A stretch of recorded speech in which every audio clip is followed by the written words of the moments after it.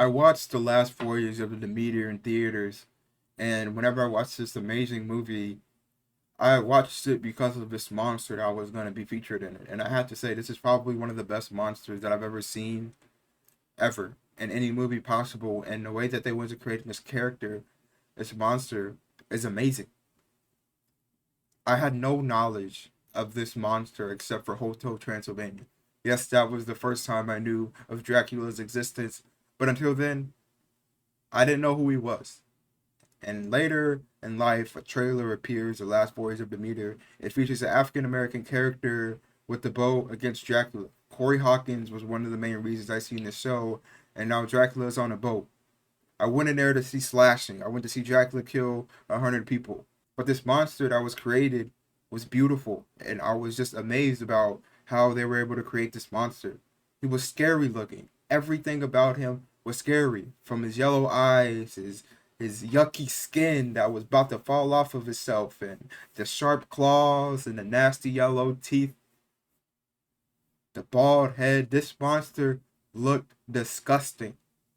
If I was on that ship and I looked at him, I would literally just fall to my feet and accept defeat. Now, everybody knows that every monster has an iconic weapon. Michael Myers has a hammer, Freddy Krueger uses his claws, and Jason uses a machete. What does Dracula use? Of course, he can use his claws and his teeth, but his whole body is a weapon. And that is something that I've never seen before in any type of movie. And I'm so glad that the way that they interpreted this character, his whole body was literally a weapon. From his wings to his head to his feet, anything that this guy had was a weapon. His nails, that I know that vampires have sharp, they were intensely sharp and so scary. His teeth could be a weapon. His nails, his wings, the way they use his wings as a weapon was so amazing.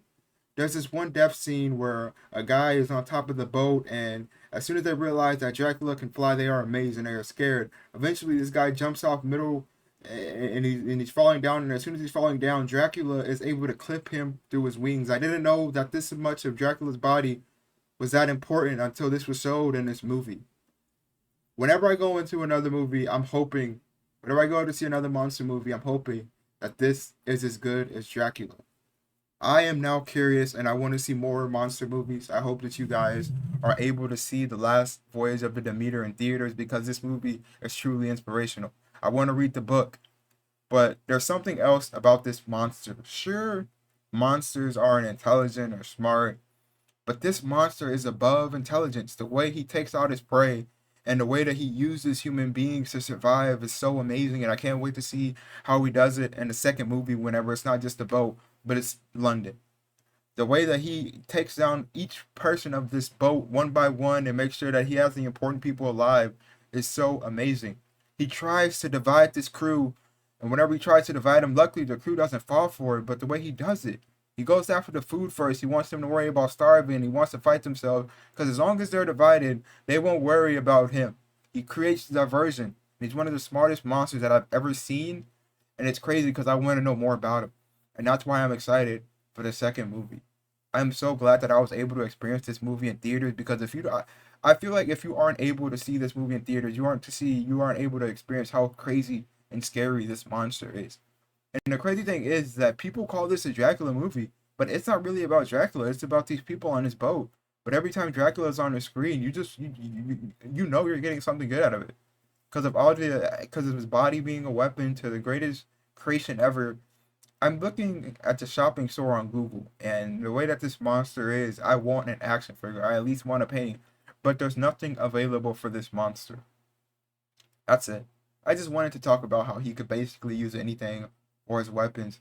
Oh, there's also a really cool part in this show that the story does really well. We all know that Dracula can fly, but the way that they incorporated into this character that doesn't need to do stuff, that he's so intelligent that he waited to the last second that he knew to use his wings. One of my favorite kills in the show is whenever he is suffocating. Like we all know his wings are cool, right? We all know that his wings are sharp. but he uses his wings to suffocate another person, which is so creative, and I can't wait to see what he does in the next series if we ever get a sequel. Let me know if you want a sequel for this show. I just wanted to talk about how much I love this monster and how creative it was to introduce him.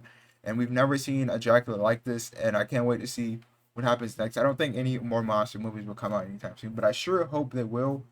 I hope that I know I forgot Robert Eggers is doing something. I don't know if he's doing Dracula. I think it might be Frankenstein, but Robert Eggers has my money because the dude with Northman is crazy. That Northman movie.